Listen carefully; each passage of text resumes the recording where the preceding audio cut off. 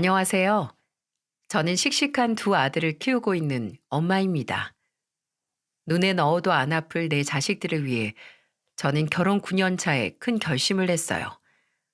제가 이렇게 사연을 쓰게 된 것도 이제는 다 지난 일이지만 그때 일을 잊기 위해서 쓰게 됐습니다. 열 길 물속은 알아도 한 길 사람 속은 모른다고 한 이불 덮고 살던 남편의 검은 속내를 뒤늦게 알아차렸어요. 그때만 생각하면 하늘이 무너지는 줄 알았는데 지금 생각해보면 하늘이 내려준 기회였다는 생각이 듭니다. 몰랐다면 지금도 애들 아빠라면서 데리고 살았을지도 모르니까요. 제가 25살 때 엄마가 지병으로 먼저 세상을 떠나셔서 가슴 한구석에 공허함과 엄마에 대한 그리움이 크게 남아 있었나 봐요. 괜찮은 줄 알았지만 가장 가까운 사이였던 엄마의 부재는 늘 저를 힘들게 했습니다. 그래도 그때마다 남동생과 여동생을 의지하면서 이겨냈어요. 특히 아버지는 삼남매 앞에서는 절대 힘든 티를 안 내셨습니다. 그런 아빠의 모습이 안타깝기도 하고 마음이 아프기도 했어요. 아빠는 동네에서 알아주는 자린고비였는데 워낙 어렵게 살다가 자수성가로 성공하신 분이라서 100원도 쉽게 쓰는 분이 아니셨습니다. 그래도 가족들한테는 늘 아낌없이 쓰는 분이셨어요. 그래서 저와 여동생은 아빠처럼 성실한 남자를 만나서 결혼하겠다는 말도 종종 했을 정도랍니다. 제가 이렇게 커서 그런지 몰라도 남편과 연애를 하면서 결혼감으로 딱이라고 생각했어요. 그래서 저와 남편은 소개팅으로 만나 연애 후 양가 어른들의 축복 속에 결혼까지 올렸습니다. 제 시댁은 부동산 운영하는 시부와 삼겹살 가게를 운영하는 시모가 계셨어요. 그리고 저와 1살 차이가 나는 아가씨가 있었습니다. 그렇게 신혼 초 시댁 식구들을 보다 보니까 남편이 시부를 닮았나 싶은 생각이 들었어요. 시부가 정말 성품도 좋으시고 성실하셨죠. 특히 동네에서 부동산을 하셔서 그런지 동네 사람들이 시부를 보면서 법 없이도 잘 살 사람이라고 할 정도였습니다. 신혼집도 시부를 통해서 했는데 정말 적당한 가격에 괜찮은 집을 얻을 수 있었어요. 저와 남편이 모은 돈으로 신혼집을 마련하려고 했지만 아무래도 돈이 조금 부족해서 저희 친정아빠가 돈을 조금 보태줬습니다. 그런데 시부가 이걸 알고는 저한테 이렇게 말했어요. 사돈이 귀한 돈 보태주셔서 너희들 신혼집도 얻는데 내가 좋은 자리 알아봐줘야지. 이런 거밖에 해줄 게 없구나. 이런 거라뇨. 저랑 남편 부동산으로 까막눈인데 잘하는 아버님이 해주셔서 얼마나 든든한데요. 아마 저랑 남편 둘이서만 발품 팔았으면 이런 신혼집 못 찾았을 거예요. 그렇게 생각해 주니까 내가 고맙다. 내가 해도 잘 들고 근처에 마트도 있는 좋은 자리로 알아본 거야. 여기서 자식들 낳고 오순도순 잘 살아. 시부는 신혼집 얻는데 돈을 보태주지 못했다고 미안해 하셨어요. 저는 그런 시부를 보면서 괜찮다는 말을 해드렸습니다. 솔직히 친정 아빠가 여유가 있으셔서 일부를 도와주신 거지 만약에 무리해서 도와주시는 거였다면 저도 거절했을 것 같아요. 그리고 제가 시댁 재력 보고 시집 온 것도 아니고 정말 남편과 잘 살고 싶어서 결혼한 거였죠. 그래서 저한테는 이렇게 성품 좋은 시부까지 생겨서 참 좋았어요. 하지만 이런 시부와 달리 시모는 정말 딱 반대였네요. 시모는 삼겹살 가게를 운영하셨는데 장사가 안 되면 꼭 저한테 이런 말을 하셨습니다. 며느리 너 다니는 구청은 회식도 안 하냐? 삼겹살에 소주 한잔 하자고 회식 좀 하자고 해. 아, 요즘 회식이 잘 없어요. 없는 회식도 좀 만들어서 와봐. 요즘 사람들 다 뭘 먹고 살길래 가게에 이렇게 파리만 날아다녀. 이럴 때 네가 구청 사람들 몰고 와주면 내가 얼마나 든든하겠어. 그리고 그런 게 다 며느리 노릇인 거야. 저는 시모의 말에 좀 난감했어요. 그때가 결혼하고 1년도 안 됐을 때라 이런 상황에 무슨 말을 해야 되나 난감했죠. 그런데 옆에 있던 아가씨가 저 대신에 시모 말을 자르면서 말했습니다. 엄마, 생각해봐. 시부모가 하는 식당에 같이 일하는 상사 데리고 오고 싶겠어? 그리고 내가 저번에 엄마가 하도 오라고 해서 회사 사람들 다 데리고 갔다가 엄마 주책 때문에 아직도 얼굴을 못 들고 다녀. 내가 뭘? 삼겹살 먹으러 왔길래 고기 주고 반찬 내줬는데 맛있게 잘 먹고 웬 헛소리야? 그날 생각 안 나?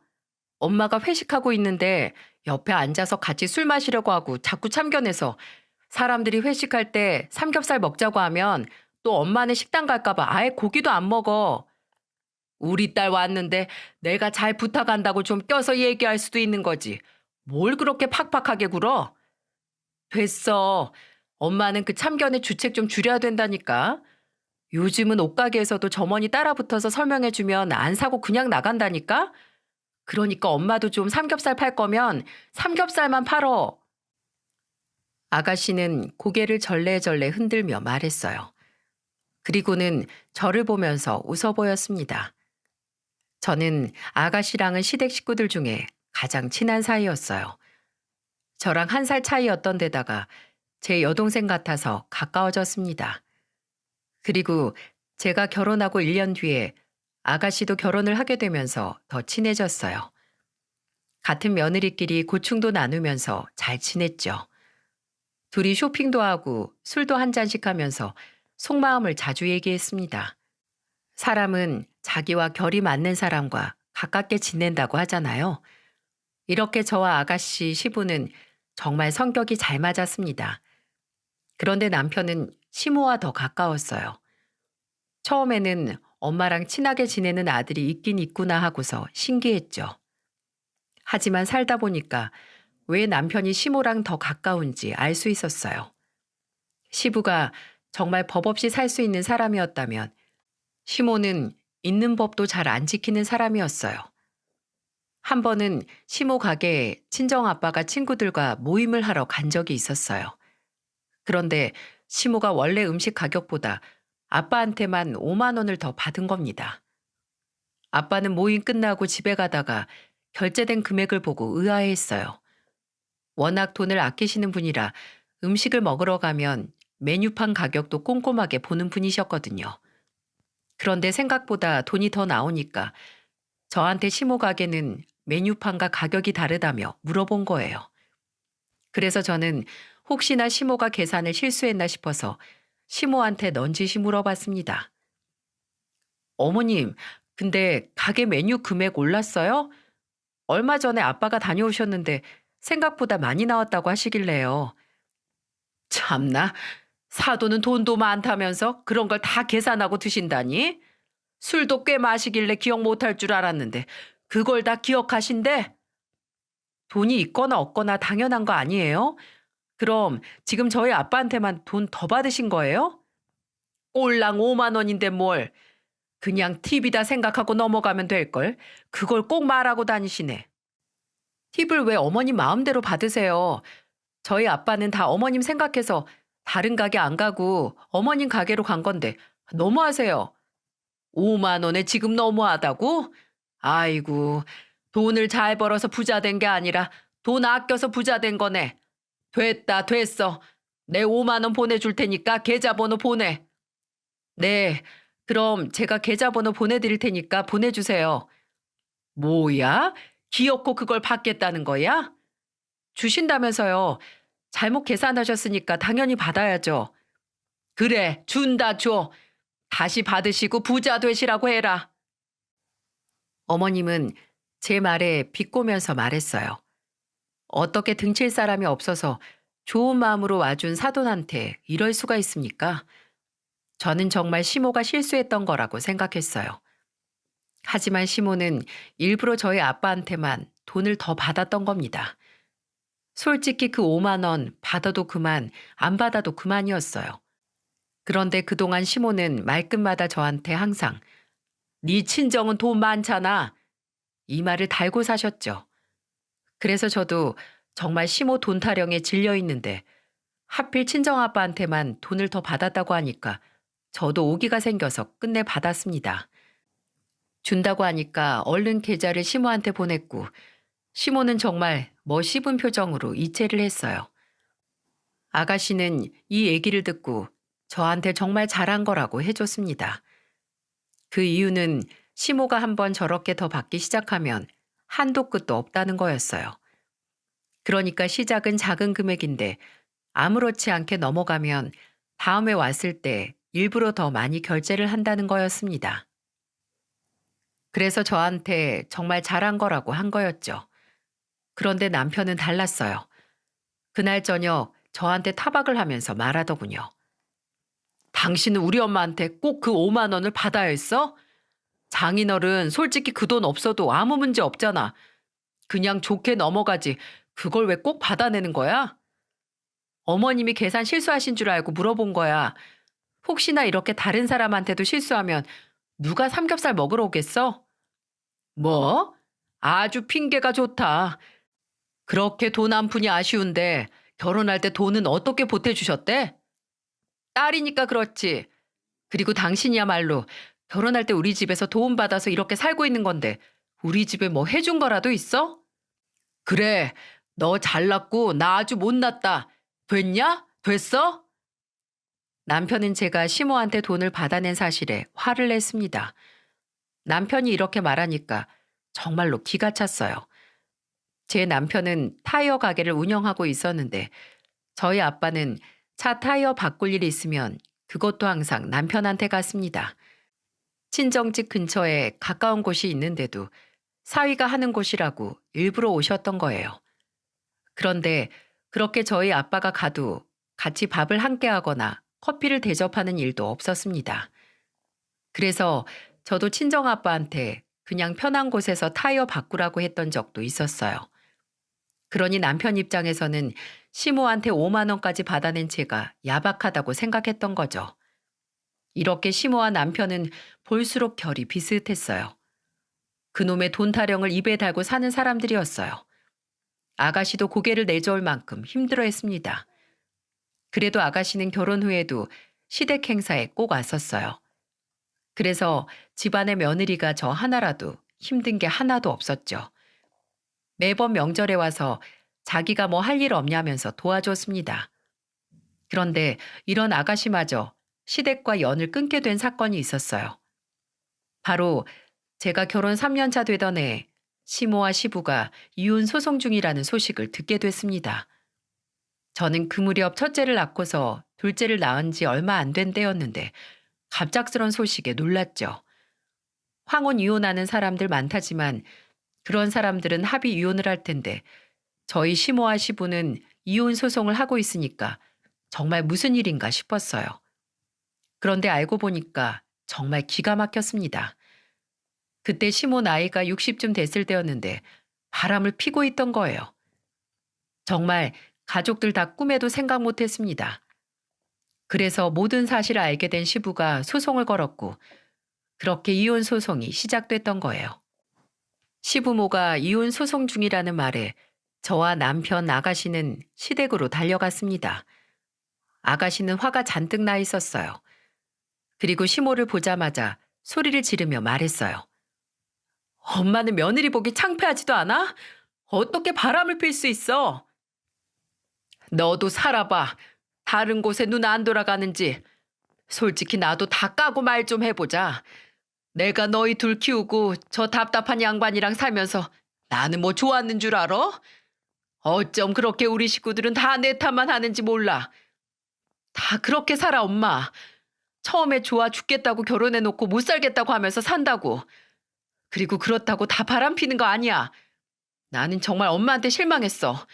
엄마가 이기적인 줄은 알았는데 이 정도까진 줄 몰랐네. 너는 딸이면서 엄마한테 그런 말이 나와? 내가 딸이니까 이 정도로 말해주지. 그동안 아빠가 얼마나 고생했는지 엄마가 더 잘 알잖아. 솔직히 엄마, 그동안 말아먹은 가게가 몇 개야? 다 아빠가 뒷수습하고 그렇게 평생을 살던 아빠가 이제 와서 답답해? 나는 엄마 아빠 이혼하면 다시는 엄마 안 볼 거야. 딸년 낳아서 키워봐야 소용없어. 아휴, 내 팔자야. 시모는 목 놓아 울기 시작했고 아가씨는 그런 시모를 무시하고 시부한테 가버렸어요. 그런데 남편은 시모를 달래주면서 다 이해한다고 하는 겁니다. 아무리 부모라도 외도를 이해할 수 있나요? 게다가 그동안 시부는 시모 등살에 엄청 고생했다는 말을 듣고 나니까 남편 행동을 이해할 수 없었습니다. 근데 뭐 집안 싸움에 엄마 편 들겠다는 남편을 제가 뭐라고 할 수 있겠나요? 저는 시모 대신 시부를 위로해드렸습니다. 그리고 모든 사실을 알게 된 이후 아가씨는 시댁의 발길을 뚝 끊었어요. 하지만 시부 부동산으로 가서 이혼 소송을 돕고 있었습니다. 정말 아가씨는 시모한테 정 떨어진다며 다시는 안 볼 거라고 했어요. 그동안 시부가 가장으로서 얼마나 최선을 다했는지 자기가 잘 안다면서 무조건 시부 편이라고 했죠. 저도 이제 겨우 3년 살았지만 시모 성격을 잘 알아서 그런 아가씨를 이해할 수 있었고요. 그런데 남편은 그런 저를 보면서 괜히 짜증을 부렸습니다. 솔직히 시부모가 이혼한다는데 며느리인 제가 중간에서 뭘 할 수 있었겠어요? 그냥 가만히 두 손 놓고 보는 거 말고 뭐 있겠나요? 그런데 남편은 그런 저를 보면서 한탄을 하며 말했습니다. 당신은 우리 집 며느리로 대체 하는 게 뭐야? 우리 부모님이 이혼을 한다고 하면 당신이 나서서 말리던지 해야 될 거 아니야. 웃기고 있네. 당신 양심 있으면 생각 좀 해봐. 그동안 어머님, 아버님 생신 내가 말하기 전에 기억하고 있던 적 있어? 그리고 시댁 제사에 어버이날에 하나라도 내가 소홀한 적 있냐고. 맨날 일한다고 밖으로 돌 때 나는 며느리 노릇 할 만큼 했어. 그런데 당신이 지금 나한테 시댁에 못한다고 지적을 해? 나도 어디 한번 당신이 우리 집에 어떻게 했는지 한번 해볼까? 아니, 내가 뭘 그렇게 못했다고 그러는 거야? 앞으로 잘하면 될 거 아니야, 잘하면. 남편은 제가 하는 말에 꼬리를 내리고 자리를 피했습니다. 아무리 생각해도 남편이 저한테 시댁에 잘하라고 지적할 형편은 아니었어요. 그리고 남편이 저렇게 말하니까 정말 기가 막혔습니다. 아가씨도 안 말리고 오히려 시부 이혼 소송 돕고 있는데 따지고 보면 자식도 아닌 제가 뭐라고 말리겠어요?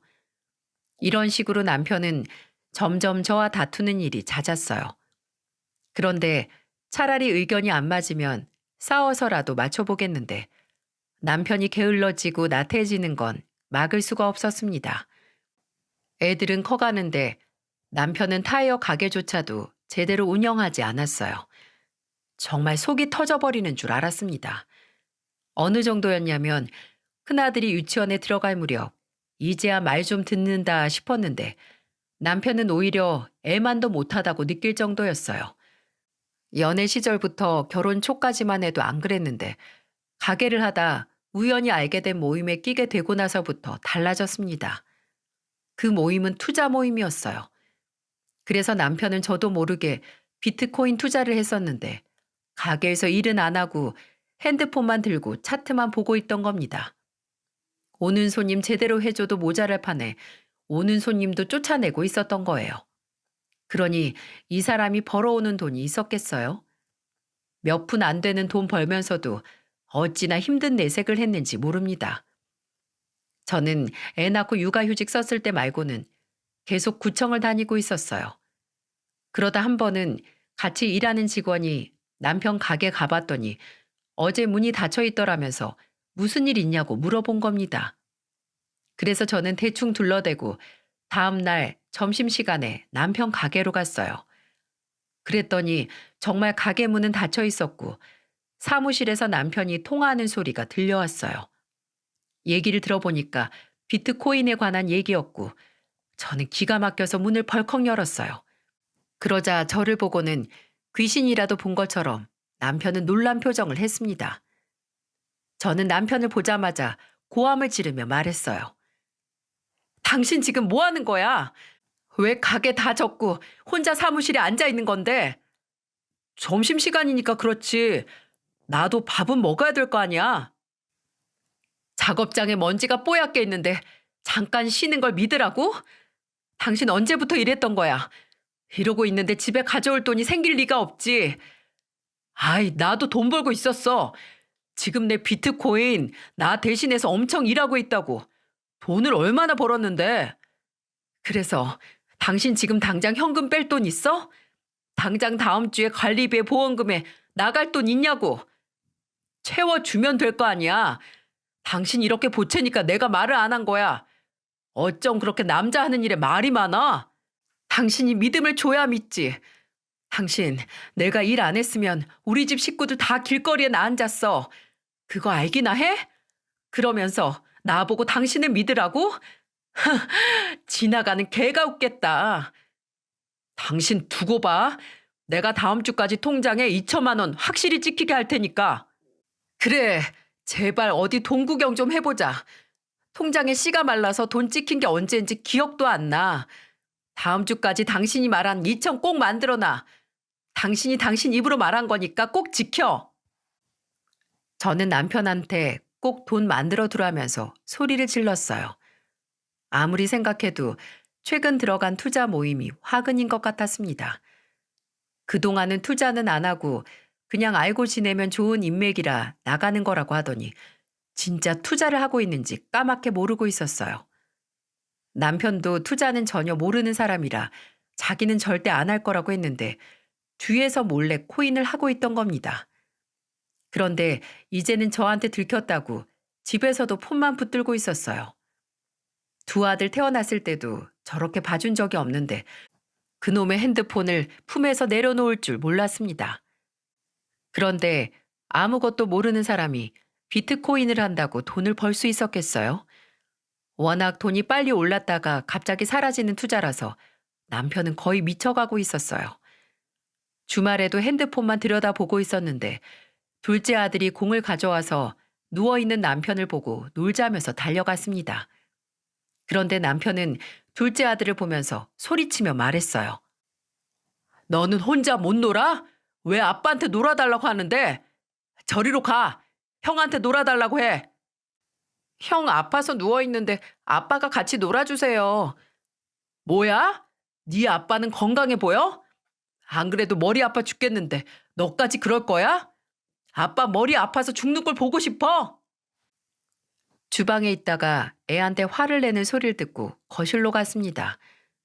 둘째는 남편이 소리를 질러서 울음을 터뜨렸고 저는 둘째 아들 현민이를 안고 달랬어요. 그러자 남편은 시끄럽다면서 더 짜증을 내기 시작했고요. 그래서 저는 남편을 보며 소리쳤어요. 왜 애한테 짜증이야? 주말인데 쉬지도 못하게 하잖아. 요즘 하는 게 뭐가 있다고 쉬겠다는 거야? 다음 주까지 2천만 원 찍히게 하라면서 내가 당신 때문에 피곤한 거 아니야. 내가 시켰어? 당신이 그 돈 만들어 온다고 한 거잖아. 아무튼 두고 봐. 이 난리 쳐놓고 아무것도 없으면 당신 진짜 머리 아파질 테니까. 괜히 애를 울리고 있는 남편을 보면서 한심하게 보며 말했습니다. 하는 행동만 봐도 지금 수익이 있는 건지 없는 건지 딱 알 수 있었어요. 사람이 어쩜 그렇게 투명한지 아주 집안 분위기를 좌지우지했습니다. 저는 신경도 안 쓰고 그냥 애들이나 잘 챙겼어요. 그런데 약속한 다음 주가 다가오는데 저는 남동생한테 전화를 한 통 받았습니다. 저는 그 전화를 받고 정말 기함을 했어요. 어제 남편이 저희 아빠를 찾아가서 돈을 빌려달라고 했다는 겁니다. 그런데 남동생이 말하기를 저한테 화를 내며 이렇게 말했어요. 그동안 아버지가 말하지 말라고 해서 안 했는데 이게 대체 몇 번째야? 한 6개월 전부터 잊을만 하면 찾아와서 1,000만 원 빌려달라고 문이 닳도록 찾아왔어. 그러다 지난달은 3천 빌려달라고 하더라. 그때 아빠한테 하도 급하다고 그러다 가게 넘어갈지도 모른다고 하니까 빌려줬더니 오늘 또 왔어. 이거 진짜 너무한 거 아니야?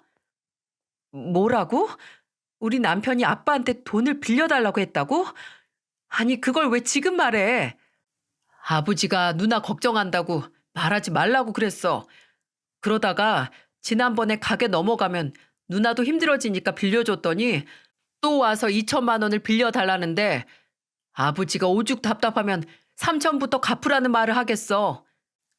일단 네가 아빠한테 그 돈은 꼭 갚을 거라고 말 좀 해줘. 매형 내 결혼식도 안 오더니 이럴 때만 가족이라고 돈 얘기하는데 사람이 대체 왜 그래? 동생들한테 제가 입이 두 개라도 할 말이 없었어요. 남편은 결혼 전에는 제 동생들한테 정말 살가웠어요. 그런데 결혼하고 사람이 아예 싹 바뀐 거예요. 진짜 어이가 없었죠.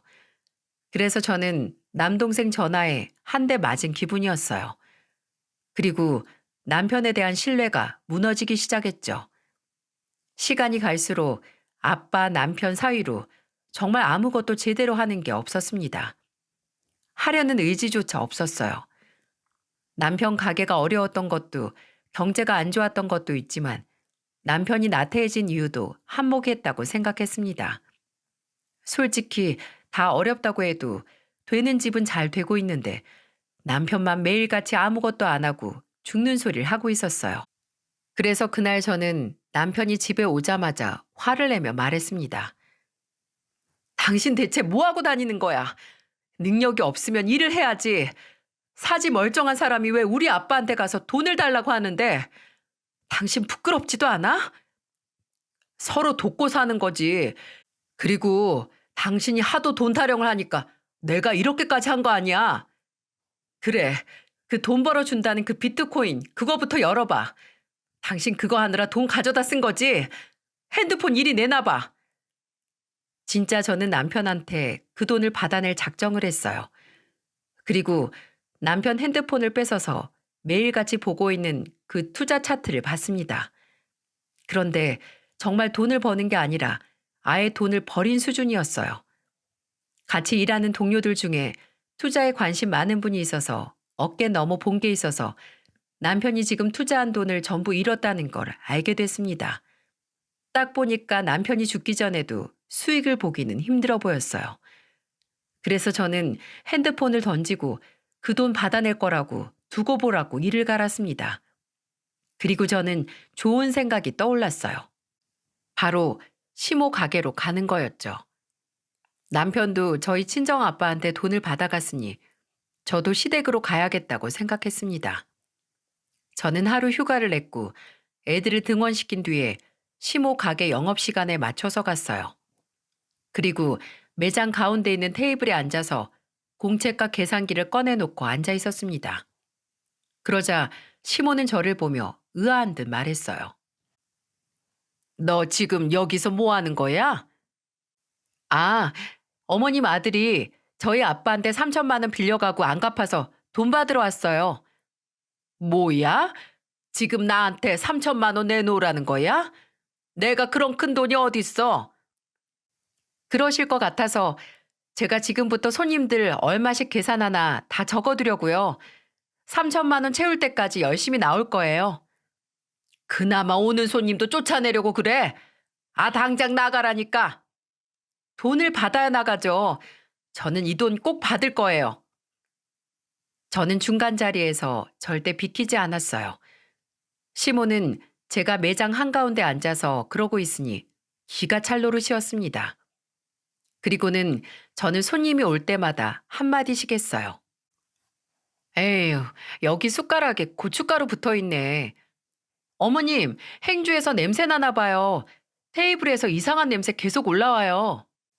컵은 살균 소독도 안 하나. 이럴 거면 차라리 종이컵을 주시지. 컵도 못 쓰겠네. 일부러 큰 소리로 이렇게 말했죠.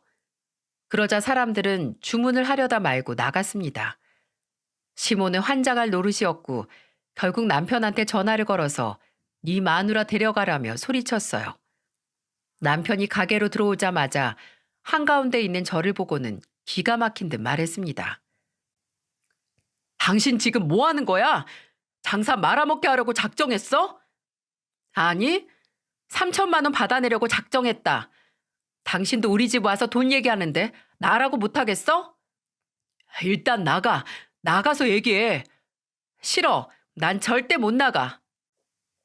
저는 절대 못 나간다며 악을 썼고 시모는 이제 저녁 장사해야 되는데 어쩌냐며 발을 동동 굴렀습니다.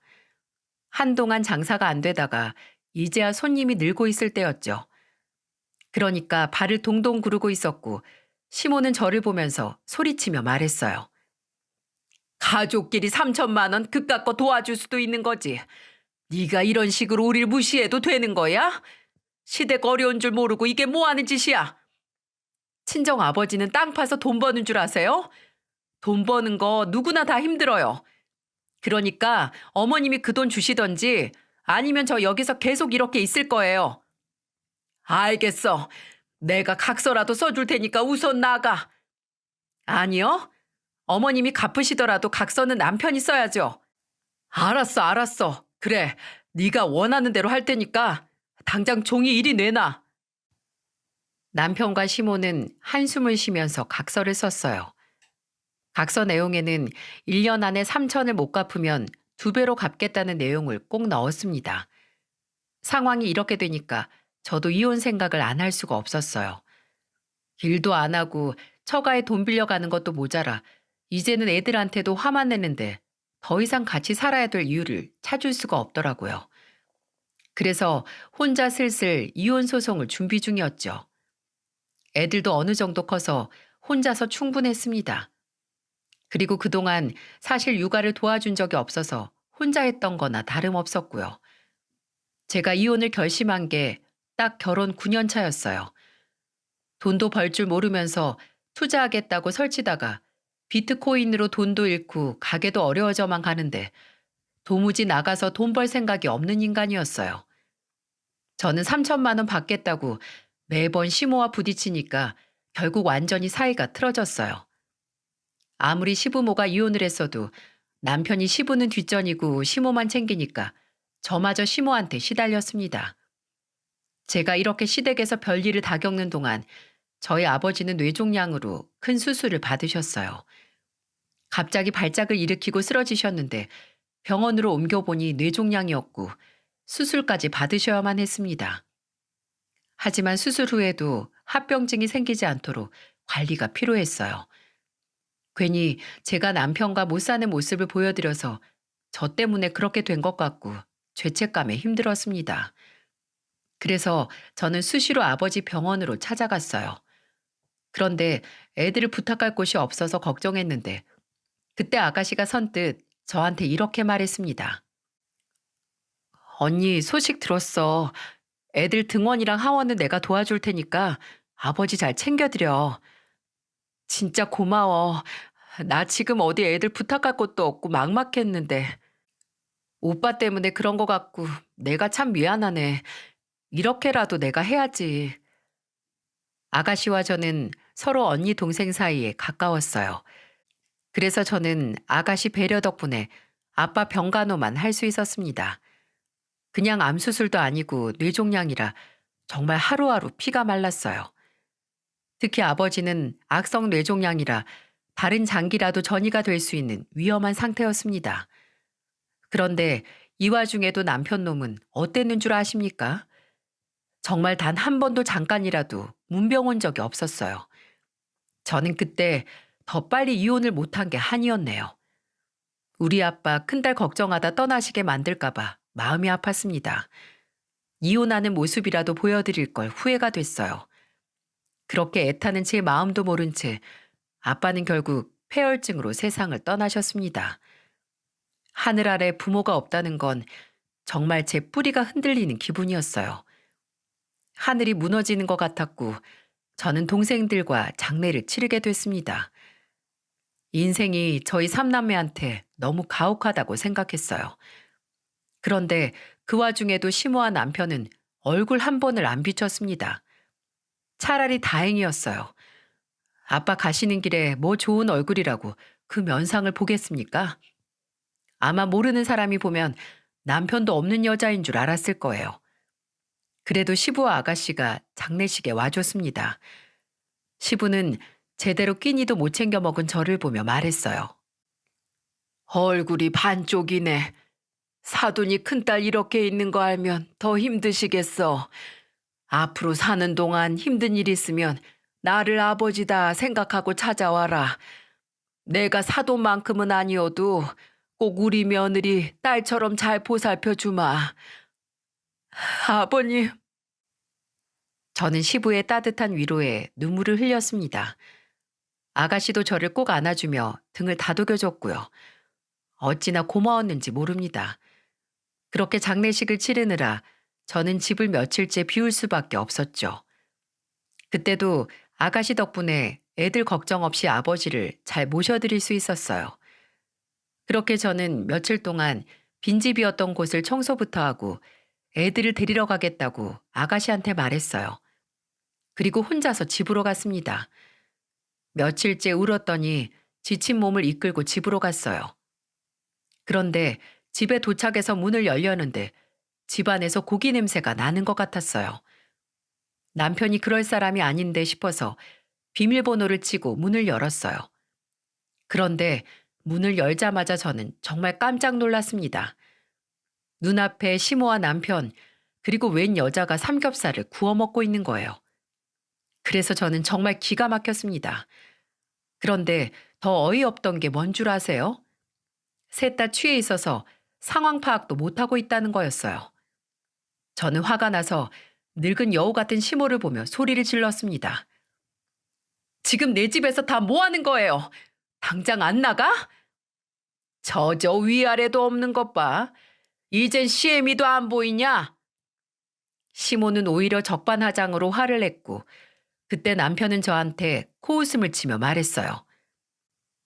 어차피 너 나랑 이혼할 텐데 왜 화를 내? 당장 나가. 여기 내 집이야. 나가라고.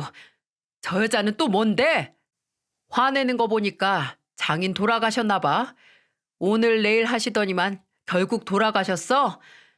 자, 인사해. 내 후처야. 너 진짜 미쳤구나. 병원이고 장례식이고 오지도 않더니 여기서 이러고 있어? 네가 사람이야? 그래, 너 같은 거 꼴보기 싫어서 눈 감으셨다. 그런데 끝까지 이런 짓을 해? 내가 너 이런 놈인 줄 알았어.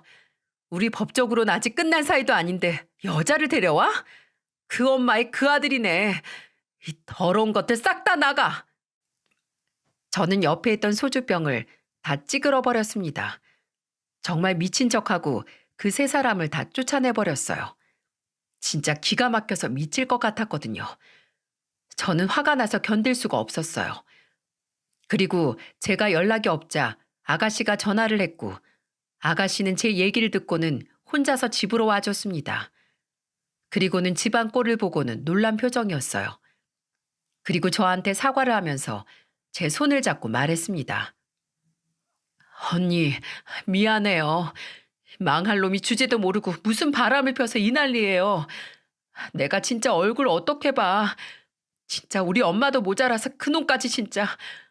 나는 진작에 언니한테 이혼하라고 말하고 싶었는데 친정 아빠 떠나고 힘든 언니한테 이게 무슨 파렴치한 짓이야. 아니야, 아가씨. 나 이제라도 진짜 제대로 복수하고 이혼할 거야. 내가 도와줄게. 나도 이제는 저 모자지가만 보면 지긋지긋해. 이제는 내 조카들까지 힘들게 하려고 하는데 내가 어떻게 가만히 있어? 우리 같이 복수해, 언니. 나한테 좋은 방법이 있어. 아무리 생각해도 이혼 계획이 있다고 해도 이건 아니야. 이런 짓을 하는 게 사람이야? 우리 같이 천벌을 주자. 이건 내가 같은 여자로 절대 용납 못해.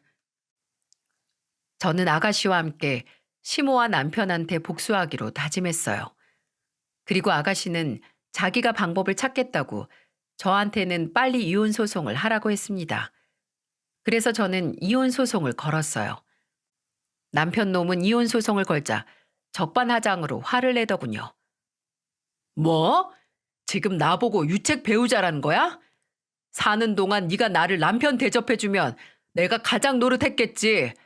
너는 청년 결백하고 나만 문제가 있다는 거야? 네가 잘했으면 내가 남편 대접했겠지. 애들도 오죽하면 아빠를 안 찾겠어. 이게 딱 네 위치야. 알겠어? 그래, 어디 한번 해봐. 내가 재산 분할 하나도 양보 못하니까 각오해. 몇십 년이 걸려도 너한테 숟가락 하나 안 넘길 거야. 나라고 뭐 주고 싶은 줄 알아? 너한테는 먹다 남은 찬밥도 아까워. 저는 남편의 전화에 화를 내며 끊어버렸어요. 진짜 적반하장도 유분수지. 이 상황이 말이 됩니까? 그래서 저도 끝까지 해보자고 화를 내며 말하고 끊어버렸네요. 그리고 며칠 뒤 아가씨가 깜짝 놀랄 영상을 가져왔어요. 그건 바로 시모가 삼겹살 가게에서 반찬을 재사용하고 수입산 고기를 국내산으로 속이고 파는 영상이었어요. 아가씨는 제게 영상을 보여주면서 이렇게 말했어요. 언니, 구청 다니잖아요. 내가 이거 지속적으로 민원 넣으면 바로 단속 나와요? 뭐, 내가 하는 업무는 아니긴 한데 민원 들어오면 단속 나올 것 같은데. 나 이거 맘카페에도 올릴 거야. 그 카페 관리자들이랑 내가 친분 있는 사이인데 이 영상 공지로 올려서 이 지역 엄마들이 전부 볼 때까지 내리지 말라고 할 거야.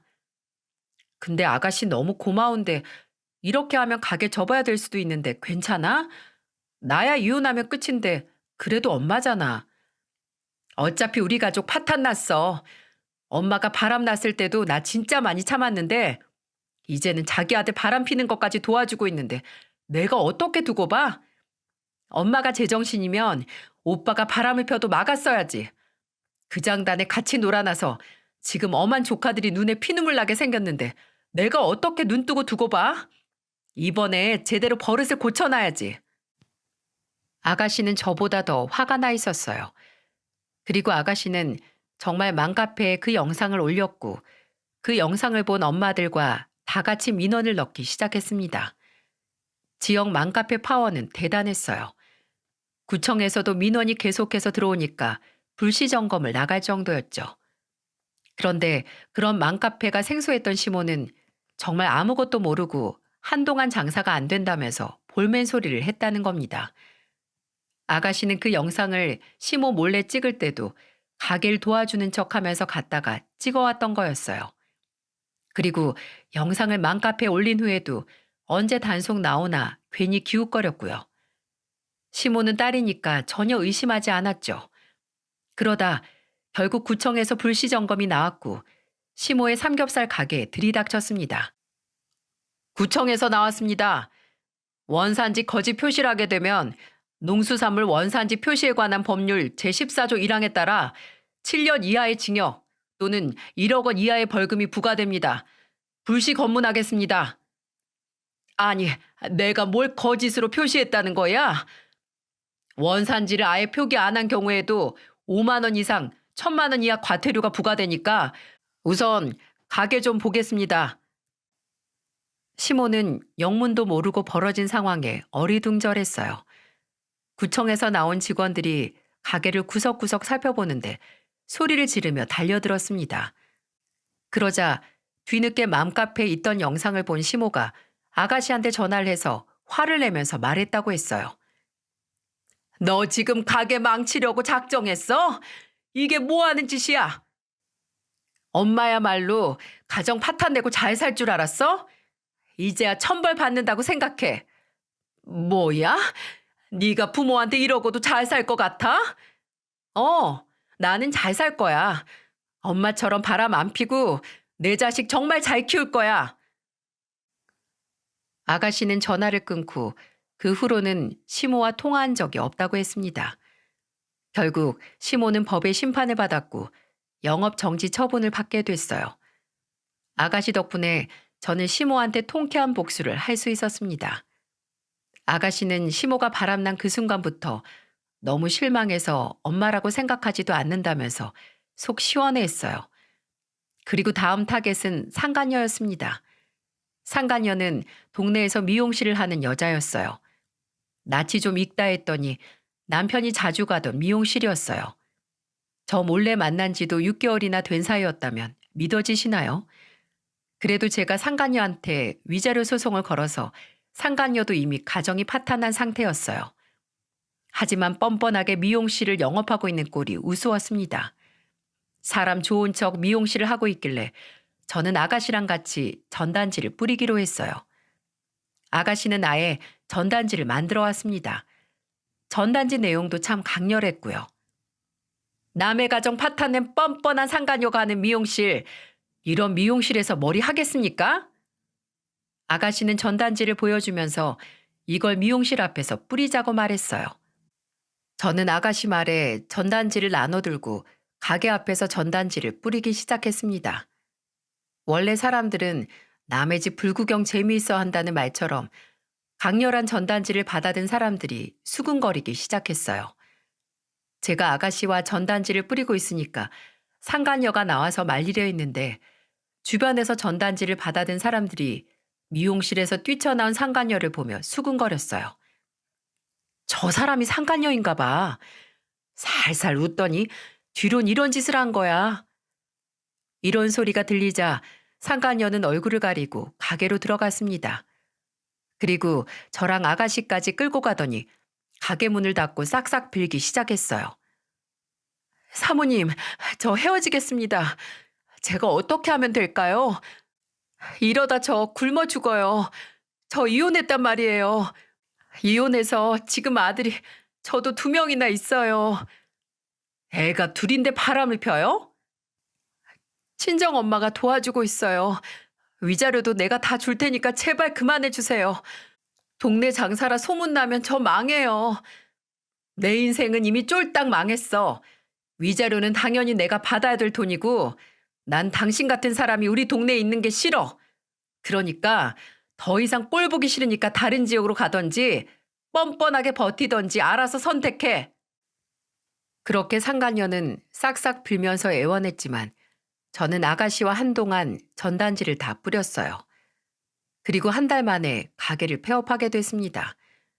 위자료도 2천만 원이나 받았습니다. 그리고 상간녀가 문 닫는 걸 보자 남편은 저한테 찾아와서 그제야 무릎을 꿇고 빌었어요. 그리고는 저한테 3천만 원을 이체해주고는 이렇게 말하더군요. 나 3천만 원 이체했으니까 그때 쓴 각서 버려줘. 왜? 내가 진짜 2배로 받아낼까봐 겁이라도 먹었어? 당신 그래도 나랑 산정이 있는데 내 가게도 날려버릴 거야? 엄마의 그 여자 가게까지 전부 날렸으면 됐잖아. 아니, 난 아직 안 끝났어. 재산 분할의 양육권 너랑 싸울 게 더 많아. 내가 재산 분할도 다 맞춰줄게. 양육권도 당신이 가져가. 내가 양육비라도 보내려면 가게라도 있어야 될 거 아니야. 미쳤구나. 이제 와서 양육비로 아빠 노릇하겠다는 거야? 그 말을 듣고 용서하길 바래. 내가 어떻게 해줄까? 당신이 하라는 거 다 할게. 그래? 그럼 어금니 꽉 물고 뒷짐지고 똑바로 서. 뭐 하려고 그러는데? 어쭈 말이 기네. 나 지금 네 가게도 날려보러 가? 알겠어. 할게. 자. 저는 뒷짐지고 서 있는 남편 뺨을 석 대를 정말 강하게 내리쳤어요. 그리고 한 대씩 때릴 때마다 이렇게 말했습니다. 첫 번째, 짝! 이건 우리 첫째 아들 형석이모. 2번째, 짝! 이건 둘째 현민이모. 3번째, 짝! 이건 내가 때리는 거야. 내가 9년 동안 어떻게 했는데 고작 나를 이런 꼴을 당하게 해? 걔만도 못한 게 용서를 해달라고 찾아와? 나는 너 밑바닥까지 털어낼 거니까 각오해. 남편은 저를 보면서 울면서 애원했지만 저는 이혼 소송으로 제가 받아낼 수 있는 최대한 재산 분할을 받아냈어요. 그리고 물론 양육권까지 받아올 수 있었죠. 나중에는 정신적 충격에 대한 위자료도 청구했어요. 남편 가게는 제가 굳이 망하게 하지 않아도 엄청 어렵게 굴러가고 있었습니다. 시모는 영업 정지 후 장사를 못하고 있어요. 이미 소문이 많이 나서 다시 해볼 수가 없었죠. 아가씨 덕분에 제대로 복수해서 속이 다 시원하네요. 이혼 소송이 끝나고 저는 이사를 했습니다. 새 보금자리에서 지금은 아이들과 잘 살고 있어요. 아가씨도 가끔 아이들을 데리고 놀러 옵니다. 알턴이를 뺀 것처럼 속이 다 시원해요. 옛말에 콩 심은 데 콩나고 팥 심은 데 팥난다는 말처럼 이제는 제 자식들이 좋은 것만 보고 클 수 있게 잘 키우려고 합니다. 아무리 잔머리 굴려 살아봐도 인과응보 전부 다 결국 본인한테 돌아온다는 걸 알았으면 좋겠어요. 저는 이제 이혼하고 아이들과 행복한 미래만을 그리고 있답니다. 아마 하늘에 계신 부모님도 기뻐하실 거라고 생각해요. 5월은 가정의 달이라고 하는데 모든 가정이 무탈하고 행복하기만을 바라겠습니다.